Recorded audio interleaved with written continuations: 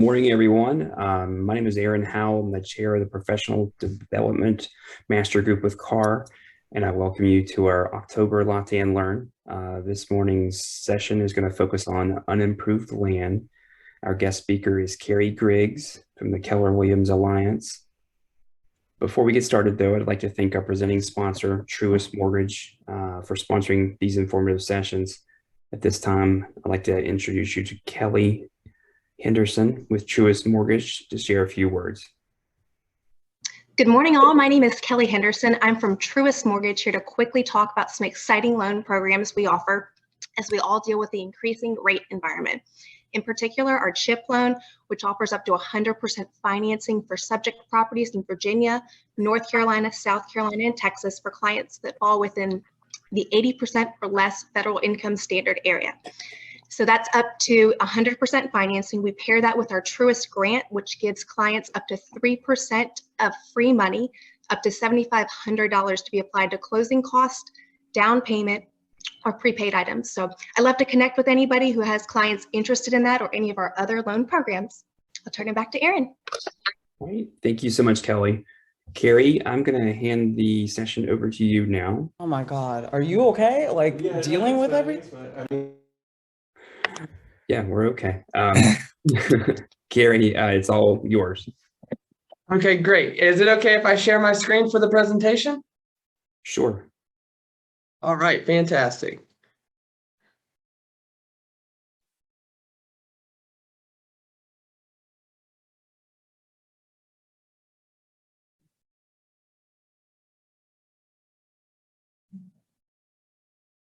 All right, can everybody see my screen right now? I can see it. All right, fantastic. All right, today's session is going to be about purchase of unimproved property. This is presented by me, Kerry Griggs. I'm a real estate agent with Keller Williams. Before I was a real estate agent, I was a licensed contractor. I still carry my contractor's license to this day. I've been a real estate agent for about 4 years, going in November, part-time for a year and a half. And one of the main things that got me into real estate is the contracting side of things and building. So unimproved property is kind of where it all started for me. It's been a huge background for me. And I'd like to go over just a little bit of what I've learned in the past couple of years, and hopefully you guys can take a couple things away from this. So land is where it all starts. You can't build a house or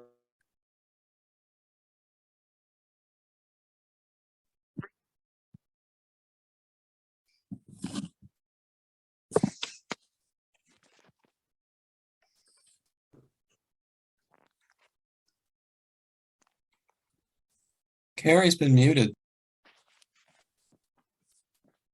Can everybody hear me? There you go. Hello? Are we good?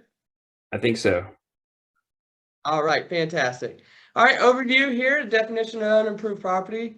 Unimproved property is defined as a lack of service or utilities such as electricity, water, telephone, street access. These plots are open patches of land with no improvements.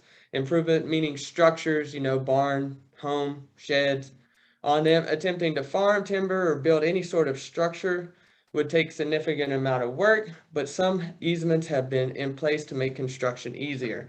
So when you're looking at raw land, it's a blank canvas and there's many different things that you can do with this piece of property. You just have to have an intention when going into this, and we'll cover most of this today. So the things that I'd like to talk about and that I think that agents might find helpful is marking flags and what they mean, how to navigate your client and looking at raw land, identifying property markers and placement for improvements such as boundary lines, corners, envelope stakes, and so on. Surveying, we're going to look at a survey map here, reading the boundary lines, engaging the sizes of the lot, identifying setbacks and easements. So a lot of times when agents go out to look at property, they're not 100% sure what they're looking at or how to identify the property corners. And that's what I hopefully here to share with you guys today.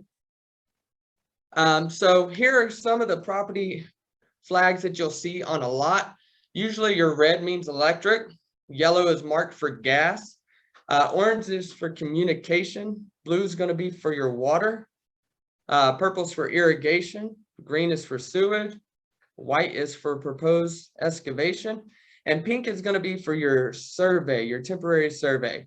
Now here in this area in the Charlottesville and surrounding counties, you'll notice sometimes that they'll mark the property boundaries with the orange flags as well.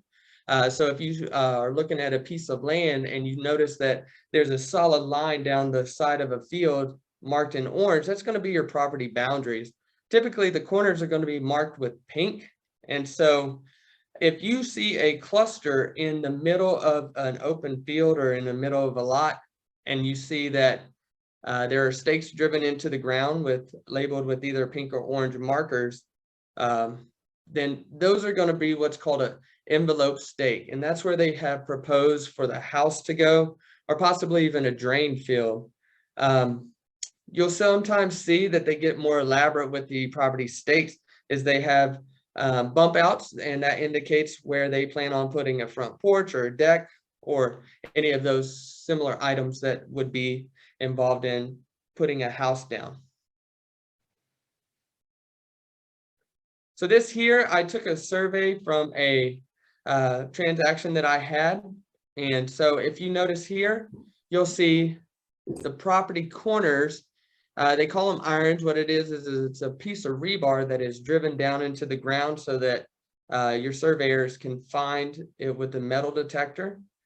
You'll notice that there's a couple different things that identify this lot here. It normally has a directional arrow or a compass up here that will tell you which way the property is facing. In this case, north is this direction. Ideally, you'd want to find some kind of land marker that you can base your direction off of. In this case, this is State Route 723.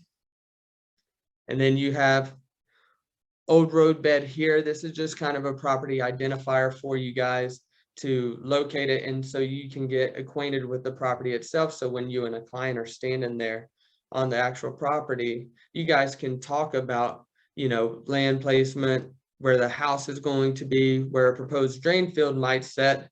It also has identifying markers here. You'll notice that this is a lot.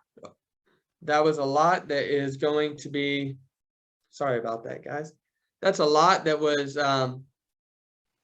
indicates the, hold on one second, I'll take it back.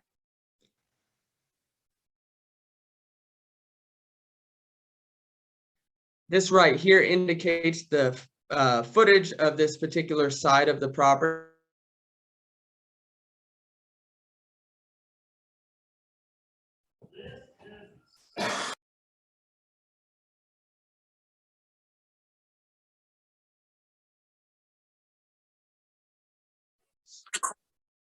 This shape and direction of the property itself. Who the plat is, who the plat it was done by, the surveyor. Kerry, I think you got Again, muted momentarily there. I Or was muted frozen, momentarily. rather. Sorry about that. Can anybody tell me where it muted? You had What was just the last thing described what that the y'all heard? 784 was. Oh, okay, great. So ideally, you'd want to be able to locate some kind of property marker itself, like the State Route 723. And then back here, you'll notice that there's another roadbed and a down fence. These are identifying markers for the surveyors to kind of pick up where the last person had left off. Again, you'll notice here, it says the distance of this particular line of the lot, 764.09. The 0.09 is not quite a foot, so they just label it in decimal form. Down here, you'll notice this is to scale. So if you were to take out a ruler for every 1 inch that you have, that it would be 100 feet. So then this way you can kind of get an idea how far you are. So if you mapped it out or didn't have these measurements here on the side, you can at least kind of map it out and give your client an idea about how far back the property goes.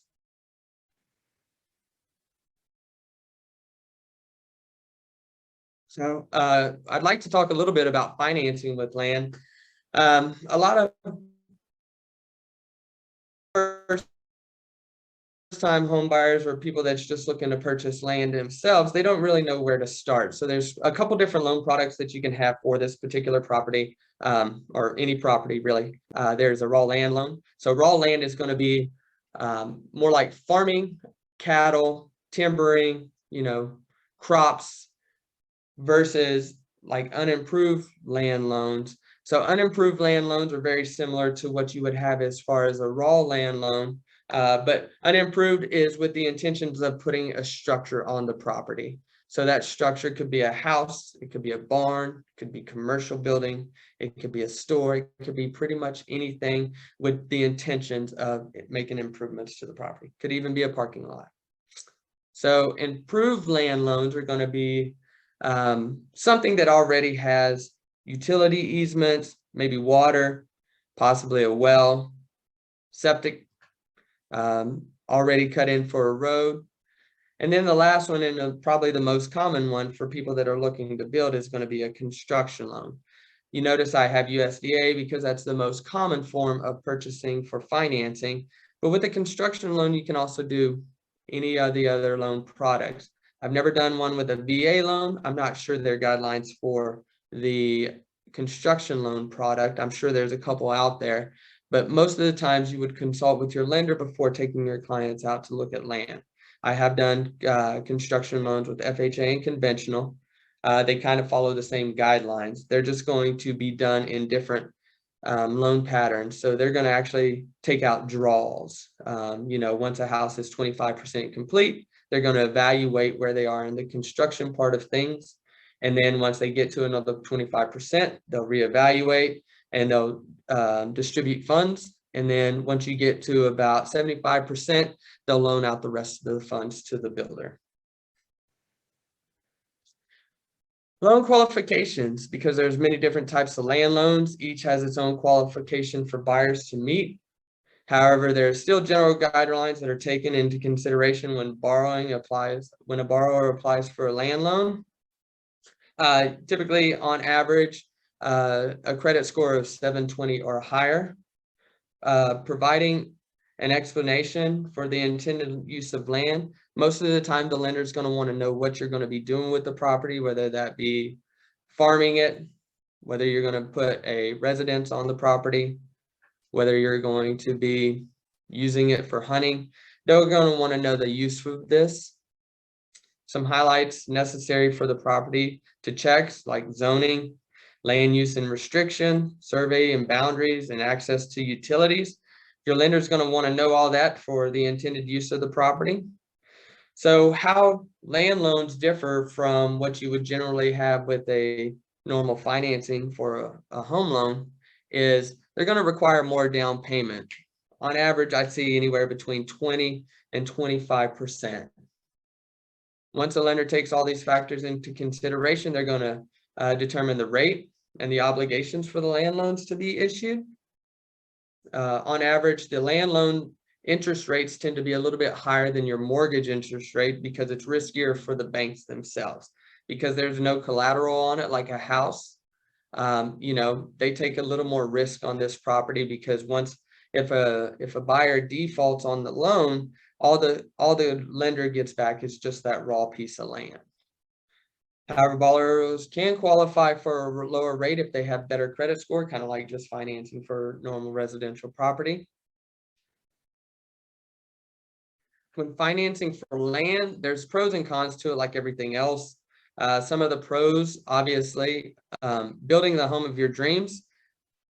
Seems to be a big one for homeowners, especially with this tight market that we're having. A lot of times, about 35% of my business are going to be new construction because they can't find a house that fits all their needs. So the options are that they go to a new construction where they can build a home of their dreams as long as they can secure the construction loan. Purchaser can be located in an up-and-coming area for a future build or to sell the lands later for profits. You'll find this a lot if somebody is building subdivisions. They'll try to buy land close to it because they know the property values are going to go up.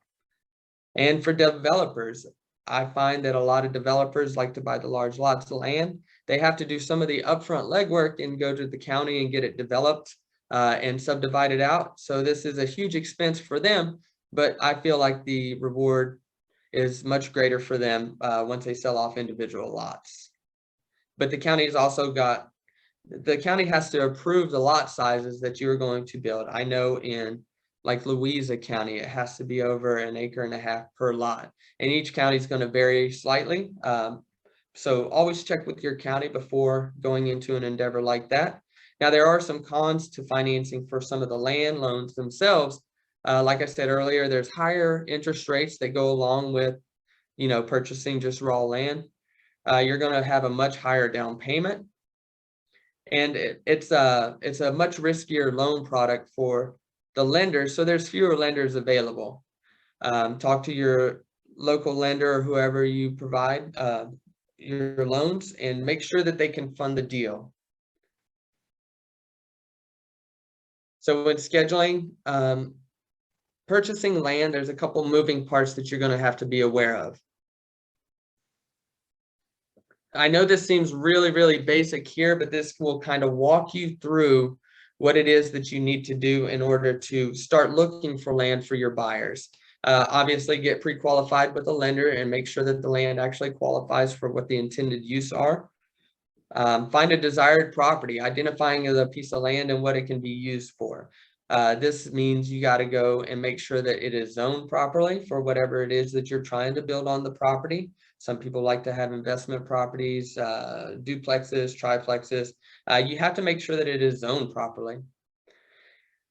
This sounds really, really basic, but it says walk property. It is important for your client to see the property before making an offer. I know that sounds really basic, but you'd be surprised how many people will see 33 acres of land and they just want it because it's a large plat of land. What they might not know is the topography of the property. There could be a huge bank drop-offs. It could be unusable land from marshes.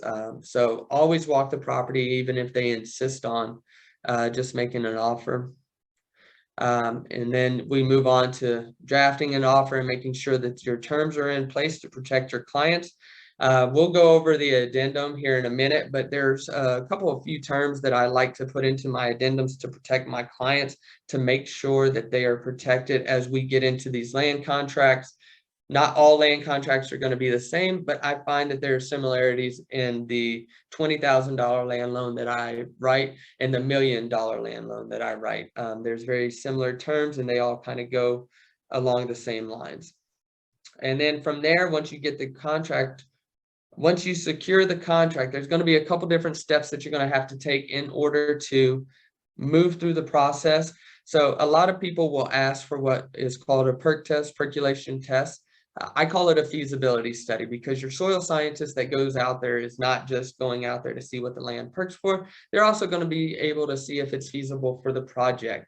We don't know what kind of soil it is until we get out there. We don't know if we're going to have to bring in field dirt or if we're going to have to remove some. We need to make sure that they are drilling down and that the dirt that it's actually going to be setting on, the structure is going to be setting on, is going to be firm for the intended use.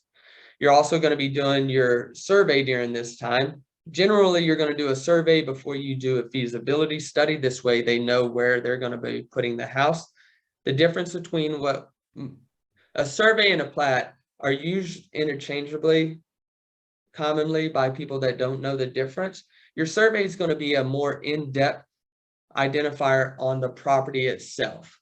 That's where you're going to see your structures, like your houses, your barns, your sheds, your power lines. A plat is more of like an overall picture of it. You might see a couple of houses or a couple of parcels next to it. That's going to give you your general guidelines. That's going to be a bigger picture of this property.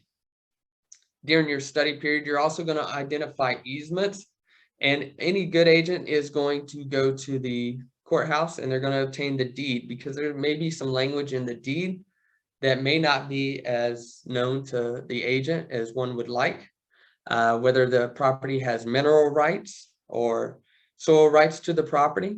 There's been instances where we get through the transaction and then title work finds that maybe an old relative has mineral rights to the property, and these are things that need to be addressed before we can move and close on the transaction. So if it's okay with you guys, I'd like to go over how I write a contract for purchase of unimproved property. Kind of tell you the basics and guidelines for that and how I protect my clients. Go over some of the language for the addendum. This way I know my client is protected and they have a way out should there be some issue with the property. Like I said, mineral rights have been one that I ran into, you know, or maybe there were more heirs to the property than I realized, or covenants and restrictions. Just because a property doesn't have an HOA doesn't mean that it doesn't have covenants and restrictions that come along with the property. And that's common knowledge to the courthouse, and you cannot look those up. So if there is a road maintenance fee, anything like that, that's something that would need to be addressed before getting into the thick of it and closing on the property. And scheduling surveyors and soil scientists.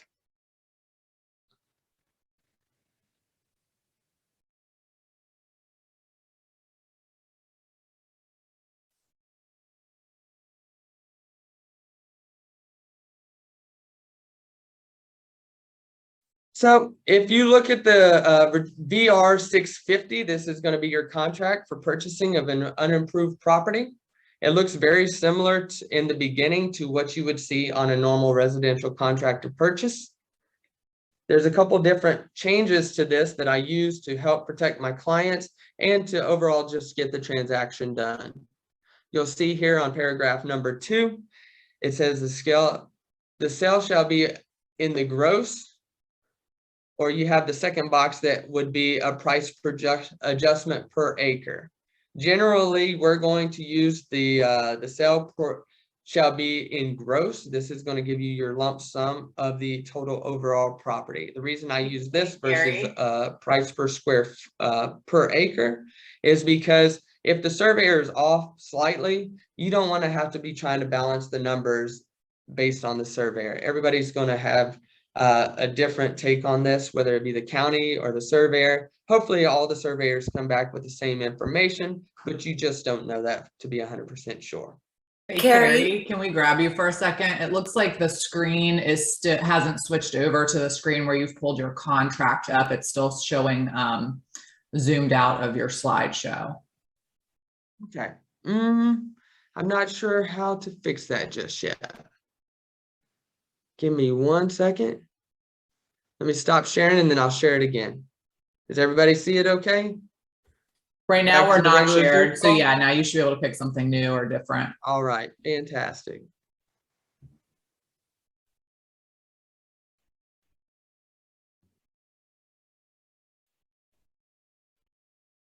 All right, are we back? Can everybody see us? Yep, There there we it go. is. All right, Thank you. fantastic. So like I said, paragraph number 2 is where we talk about the sell it as a whole unit, or if we're talking about price per acre. So generally I'll do it per unit, just to make it a little bit easier, just in case there are moving parts in the contract.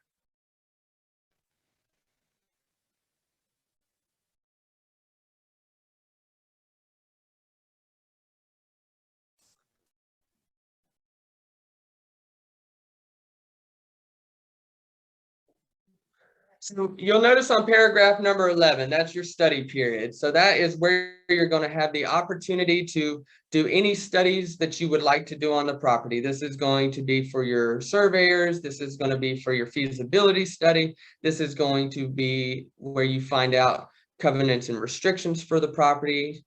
This is where most people just say soil study.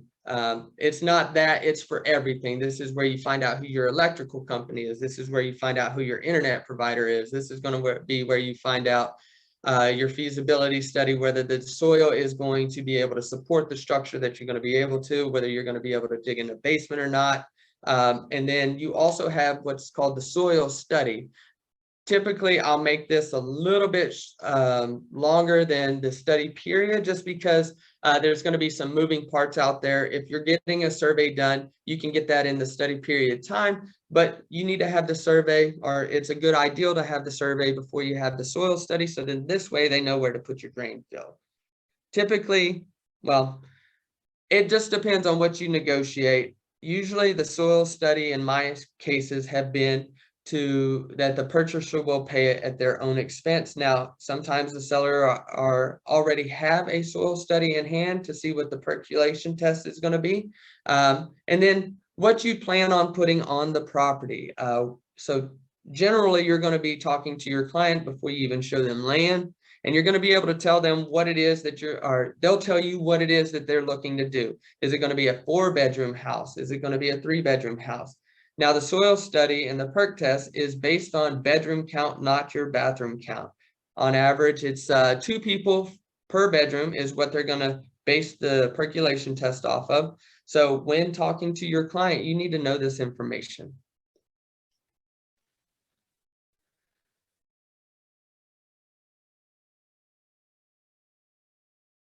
What are the typical timeframes you use? Say that again. What are the What typical? timeframes do I use? Yes. So just depends on how quickly the client is ready to move. If it's a cash purchase, I can move a lot faster. I'll generally do 30 days. And really, you should be talking to your surveyors and you should be talking to your soil scientists to see how far out they are. But typically, I'll do 30 to 45 days. If I'm using a builder, because they sometimes want to manage their own soil scientists, I'll do 60 to 90 days. Whatever I can get the seller to agree upon, that's what I'm looking for them to do. But on average, I would say 30 to 45 days is going to be your best bet. You can generally get somebody out there by that time. So paragraph number 8 is an important one as well, especially when it comes to land. I know when we're doing residentials, this doesn't apply, but rollback taxes are tax breaks that a seller may have already in place if they are farming the land, if they're timbering the land, if they're using it for cattle use, or if it's an orchard or anything like that. They get tax breaks from their county in order to use this land for that particular use. Usually that goes back about 5 years. So this is also part of where you would do your study period to find out from the county if they are getting any tax breaks on this. Ideally, you would want to have the seller pay for that if you're representing your buyer. I've had cases where my buyers really don't care about paying the rollback taxes, so they'll go ahead and pay that themselves. If they really want the land bad enough, or if it's in a desired location, that's really something that is a negotiating point. But if the seller has had those tax benefits and they're making a profit from the sale of this purchase, I usually ask for the seller to pay for that in order to allow my buyers to have more of that funds to put down towards their down payment. Does that make sense for everybody? Okay, I think that is a yes. And then the rest of the contract will look very similar to the normal residential contract to purchase. You have whether it's in a HOA,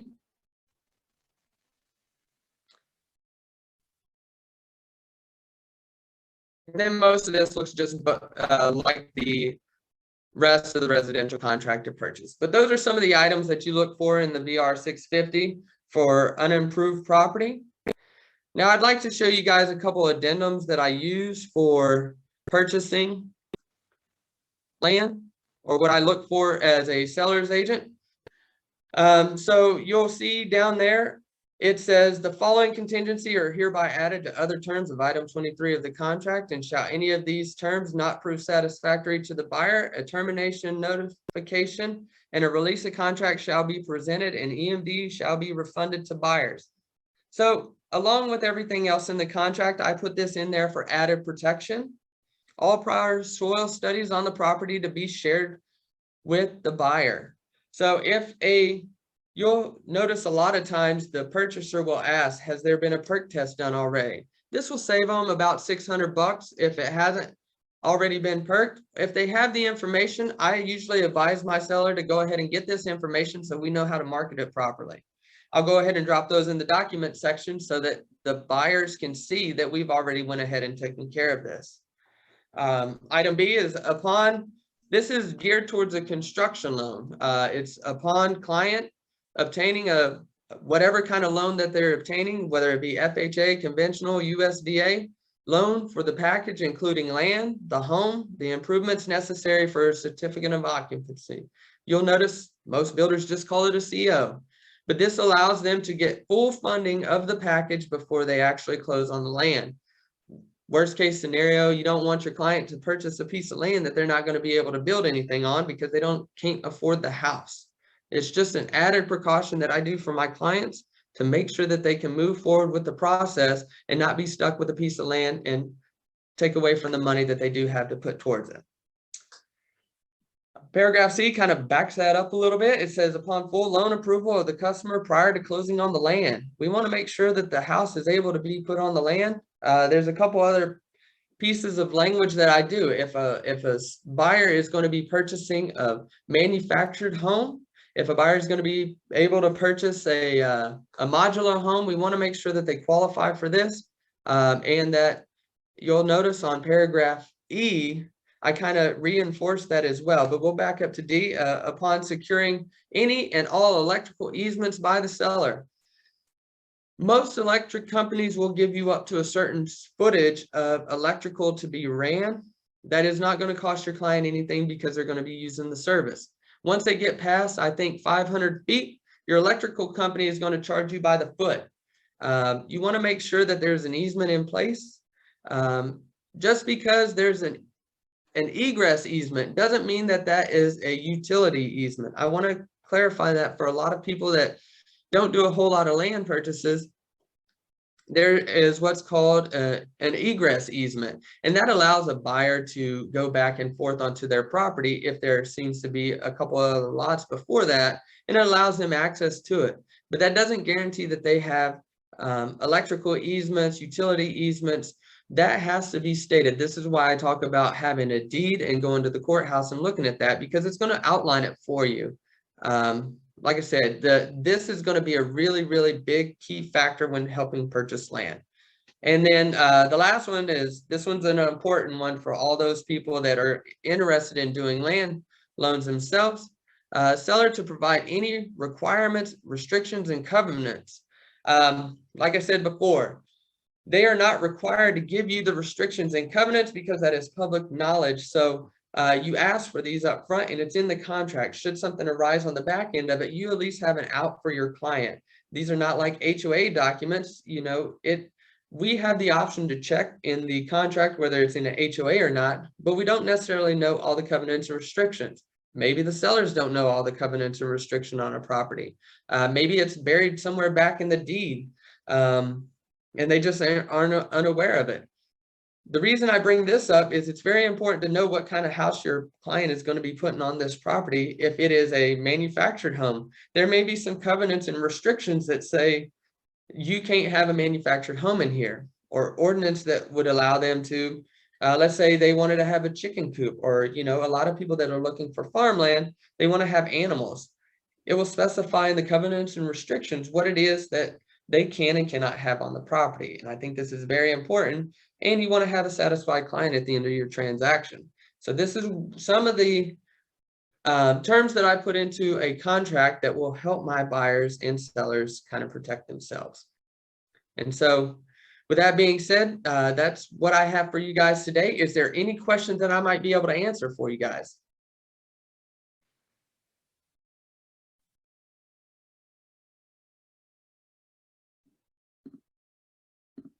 Nothing?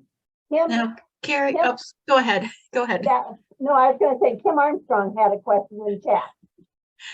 So in the study period clause, it says that the purchaser has to give all of the studies to the seller. I wonder how you feel about that.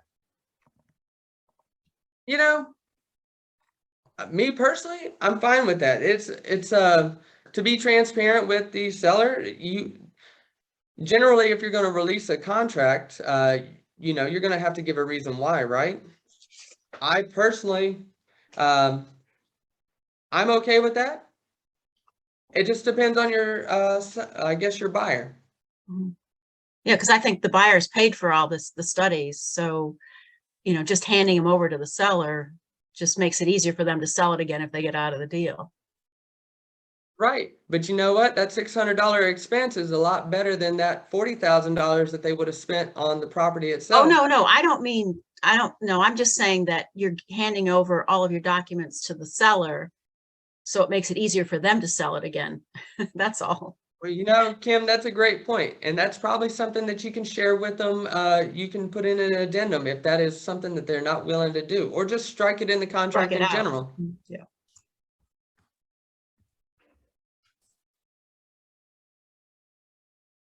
Anybody else? So Kerry, do you have any cool inside tips, like when you're going on your own with a client to some random piece of land and you don't totally know where it is and it's not super well marked and you're just going to find a sign? What tips do you have for making sure you're in the right place once you get there if you're not getting good instruction?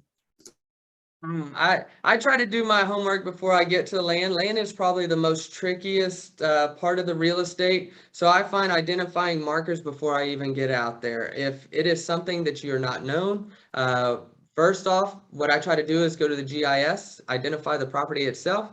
Then I hit it on Google Maps and I measure from there.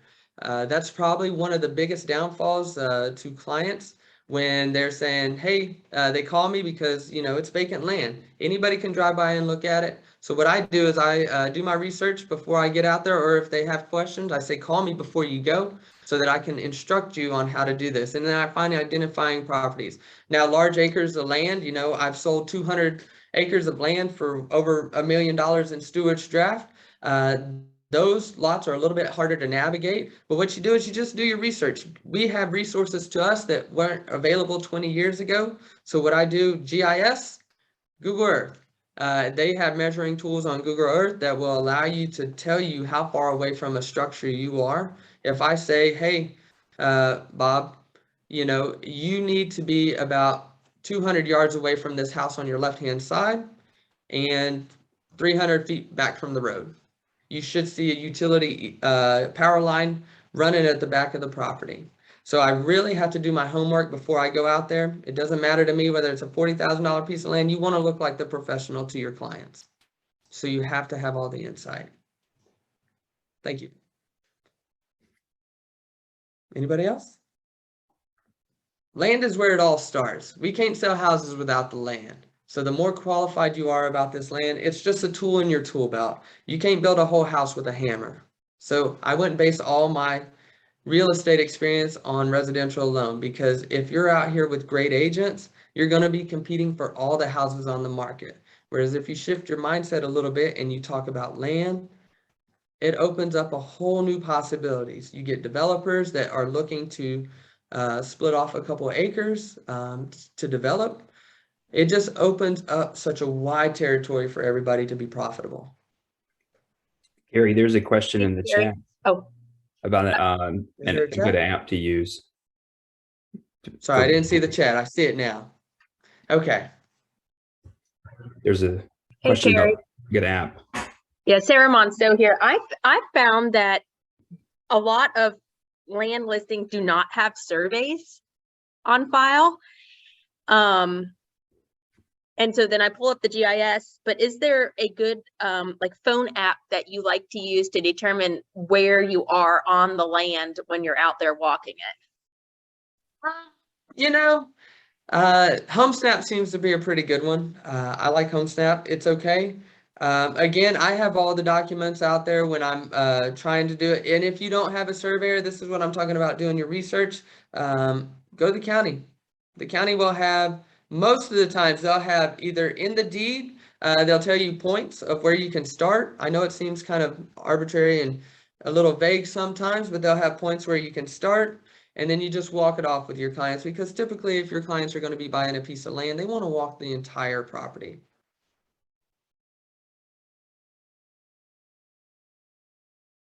Oh, I see that a couple of these. Sorry, I was muted earlier, guys. I didn't see the chats. Number of days you used for a study period. Yep, so 30, 45 days is average for a study period. In my experience, if we're working with a builder, I usually span that out from 60 to 90. What do you think of having to give all the studies to the seller? Yeah, again, if that's something that your buyers are uncomfortable with, you know, strike it in the contract, have both parties initial it. But I can't stress to you enough knowing the easements to the property. There's been so many times that I've seen people get into land contracts where they weren't aware of the easements and the accessibility of the property. I've seen landlocked properties that nobody can get utility easements to, no egress or any of those kind of things to the property, and your purchaser ends up with a piece of land they can't use. That is one of the most frustrating, and it makes you look like you didn't do your homework in the beginning. Your title companies are going to be your best friends. New constructions, even still, I had a new construction. We dug back 70 years to find that there were mineral rights on the property. Thankfully, my client was okay with it, but that's something that we had to go back through multiple transactions in order to find. It wasn't at the first sight. Fortunately, my client was okay with it because there were only 2 heirs left into it that were in their mid-80s. And so once the heirs had passed away, those rights died. You'll find a lot out from the deed, and have a good title company that's going to alert you of that. Your title company is supposed to tell your sellers and buyers anyway, but somebody like that will be a great tool for you to use.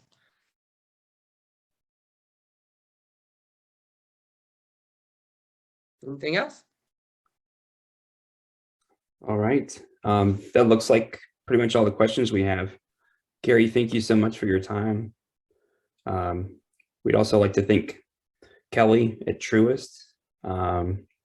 We appreciate you guys sharing your expertise. Hope everyone has a great Friday and a great weekend. And again, thank you everyone so much. Thank Thanks, you, Kerry. guys. Thanks, everybody. Bye. Thank you.